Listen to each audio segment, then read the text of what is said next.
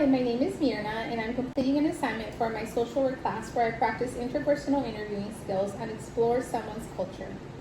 Thank you for taking the time to talk with me today. I'm going to ask you some open-ended questions about your cultural background, your family traditions, and how culture has influenced your life. You can share as much as you feel comfortable with. How would you describe your cultural background growing up, considering you were raised in both a Mexican American and white household? Culturally, it was mainly leaning towards the white side.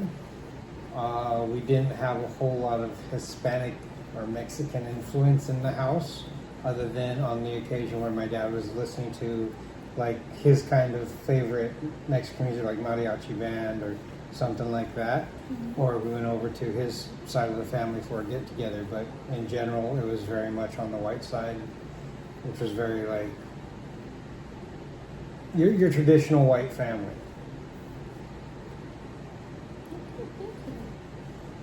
What cultural values or traditions from your dad's Mexican American side do you remember being part of your upbringing? Definitely the concept that hard work was always expected of you. You had to earn your keep. There wasn't any, there's no room for you to sit there and feel bad. You just gotta move on with life and get things done because that's the way the world goes. Well, thank you for that.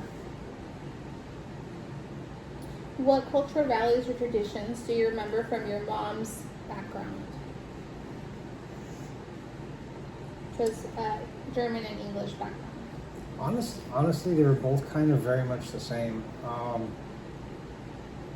Both sides of the family were very hardworking. They had their expectations of where you were supposed to be as a child, how your behavior was, down to how you handled little things with your siblings or other kids. Did you fight or not? Did you backtalk or not? My mom's side of the family was probably equally as stern, if not a little bit more physical than my dad's side of the family. And you're just expected to deal with it. And both sides of the family, I know you just asked about my mom, but I gotta start with my dad's. Like, both sides of the family were also military, so there was that mixed in there as well. Yeah. And that was just how they dealt with things. It's pretty much don't have time for how you feel stuff, just get the work done and keep moving and everything else will work out. Thank you. You've mentioned before that your dad's side has assimilated into American culture. How did that shape the way you saw or connected to the Mexican part of your identity? Even though they were Mexican and they were proud to be Mexican, they didn't push any of that background onto us outside of a couple meals, a very strict adherence to like the Catholic Church and their rules, but they didn't like fly the Mexican flag or anything else, and they wouldn't go out of the way to be like, oh, you be proud to be Mexican. They just simply were proud because they were Mexican. But besides that, then they also, when you asked them, they would say like, we're American. Our family moved here, and so we could better our life, and we're making sure that happened. So and that's part of why they never claimed being Mexican. They just said we're just American. But they would still push towards some of those traditions, like I said earlier, about being like strict or expecting you to do hard work and not complain about it. It's just the way life was. Again, like just like with my mom's side, like both sides of the family, the men were very strong men. They weren't what society would consider a weaker person right now. Thank you for that. Did you ever feel pulled between cultures, or did your family blend them naturally? What was that experience like?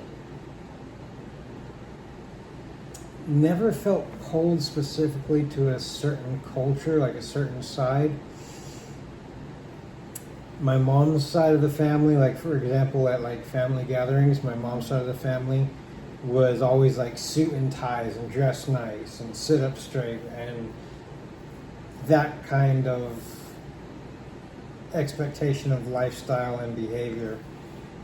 And my grandparents on my dad's side, when we got together with them, they were much more loose and not really carefree at the fun things. They still had their standards, but neither side necessarily pulled me more as far as, ooh, I'm more white or ooh, I'm more Hispanic. I guess you could probably say, if anything, I was pulled more towards the military, as that's where every man in the family had always gone to. Even, you know, my uncles, my grandparents, my dad was going to go, but my mom stopped him. So, if anything, I would say that was more of the pull there, because it seemed to be a good blending too. It didn't care, you're half white, you're half Mexican, it's your military. Well, thank you for that. What aspects of your cultural background, either side, do you feel proud of or draw strength from today? Both sides had good attributes. Again, their ability to simply, you know, put their head down and push through whatever the situation was, if it was bad, until they were able to correct it. Both sides of the family were very much, you know, strong male role models.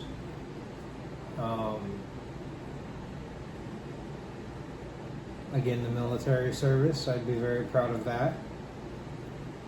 And the fact that on both sides of the family there was a continual push to better yourself and your life and your situation. Were there moments where you felt misunderstood or stereotyped because of being a mixed race or bicultural? And how did you handle that? Not from my family, no. From other people, yes. I never fit in with white people because I was a little brown boy. I never fit in with Mexicans because I didn't speak Spanish fluently. So, as far as society goes, there's that issue. But family-wise, no, I never had an issue or felt misunderstood. How did you handle that? From society, I did what my family did all the time, is I basically didn't show an emotion towards it and just put my head down until I got through with it. It didn't matter to me if you liked me or not, and that's still the attitude I have, is I'm going to be me, I can't change it, and nothing you can do about it. How do you feel either side of your cultural background has influenced the way you cope with stress, sadness, or challenges?